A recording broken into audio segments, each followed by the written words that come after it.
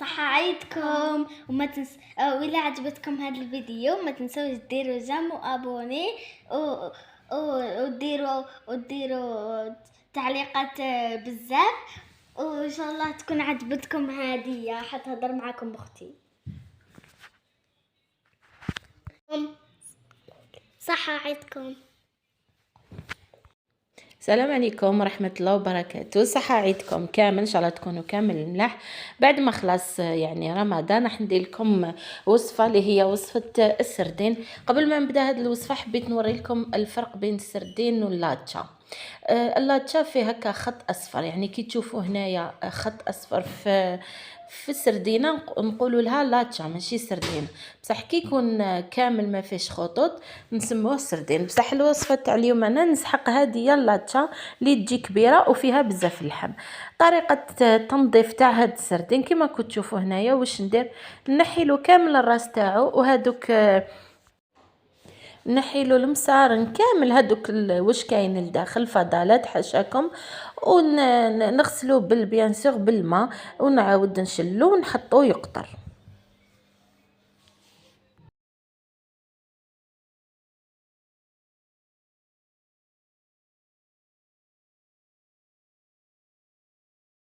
هنا كي نحيلو المصارن راح نحيلو تاني هذاك الشوك كامل ونحلو مليح هكا. نحيلو كامل هذاك الشوك اللي يكون لداخل، اي شوكه نحوها باش ما تجينيناش كي نكونوا ناكلو.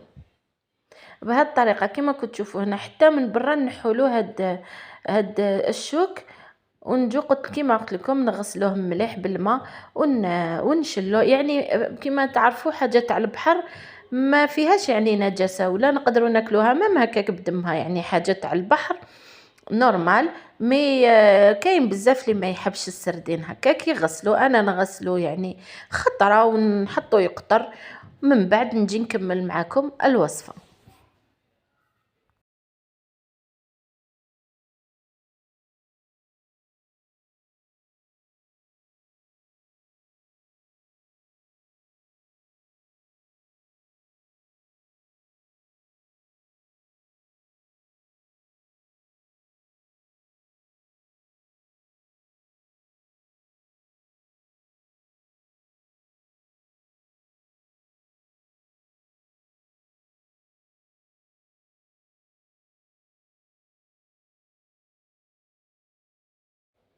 هاوليك هنا بعد ما نقيته كامل وكنت غسلته وحطيته يقطر، من بعد ستفته في الطبسي. نجو من جهه اخرى نجيبوا لاشواق تاعنا. واش نديرو البصل هكذايا بهذه الطريقه، نقطعوا مليح البصل.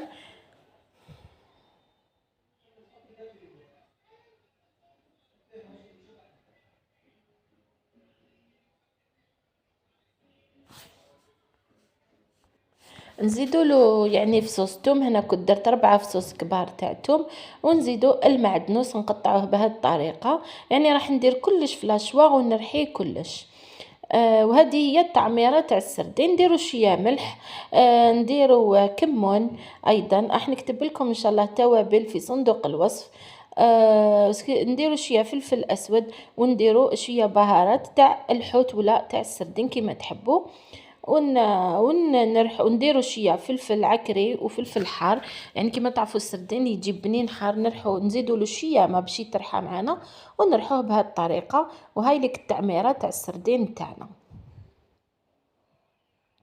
ندير مغرفه طماطم مصبره. يعني علاش هنا درت طماطم مصبره؟ راح تعطيله بنه هايله وتحمروا تمتم هذه الطماطم. نخلطوا مليح بهذا الشكل.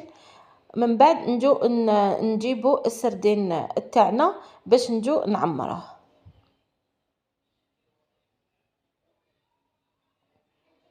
من بعد نجيبو طبسي وين نعمر السردين. هنا السردين راح نرمدوه، ماشي هنا في هذه الوصفه ما نرمدوش في الفرينه، راح نديروه في السميد، والسميد يكون شويه رطب ماشي يعني متوسط او خاشن، يجي رطب بزاف. علاش؟ باش يجي يقرمش يجي بنين هذا السردين كي نرمدوه في السميد رطب.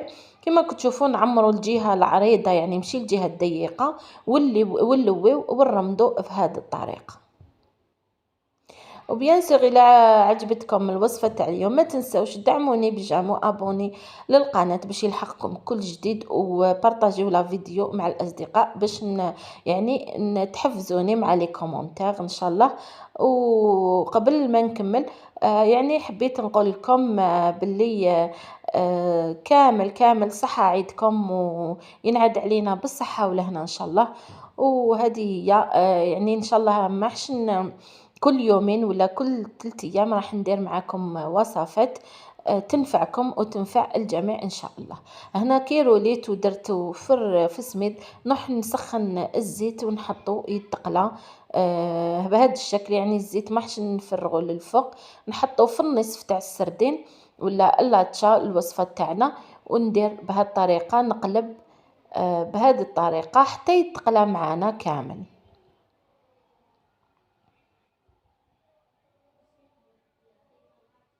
ويعني صدقوني كي نرمدو السردين في السميد راح يجي قرمش ويجي بنين بزاف، يعني جربوا الطريقه ما حش تندموا.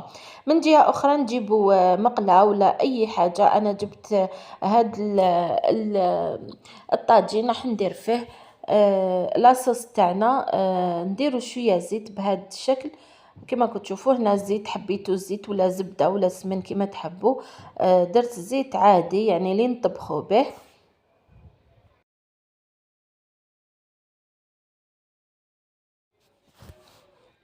نزيد نسكرفج في صوص توم، وندير مغرفه طماطم مصبره نحلها مليح قبل ما نديها فوق النار باش ما تحرقش الطماطم.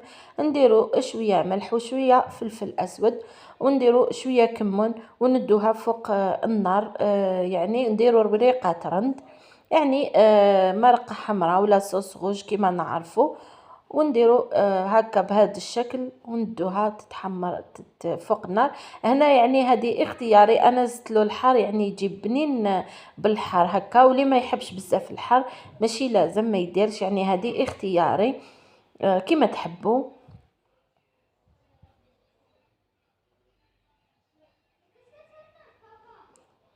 من بعد نجو نحطوهم يدبلوا مليح فوق النار حتى هذاك الحار يدبل لي مليح. نزيد نجي نديرلو كاس ماء ما نكترش فيه الماء هكذايا، ومن بعد تيك نخلوه يغلي مليح، نحطو هذاك السردين نستفوه مليح في الطاجين ونخلوه يشرب كامل هذيك لاصوص.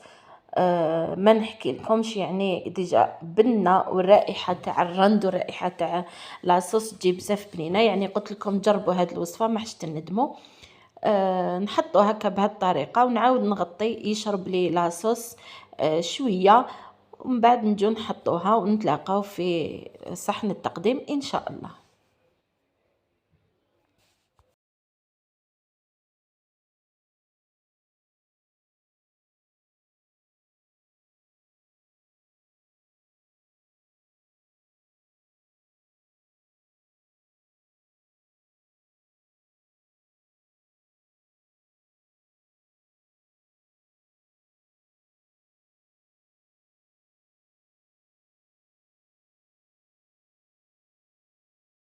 بعد ما طابت لي هذيك طاب لي هذاك السردين شرب كامل العصاص، نجو نديرو رشه معدنوس للديكور هكذا، وان شاء الله شاهدكم في الجنه ان شاء الله. ان شاء الله تجربوا الوصفه وتكومونتيو لي كيفاش خرجت معاكم هذه الوصفه. السلام عليكم ورحمه الله وبركاته، في فيديوهات اخرى ان شاء الله.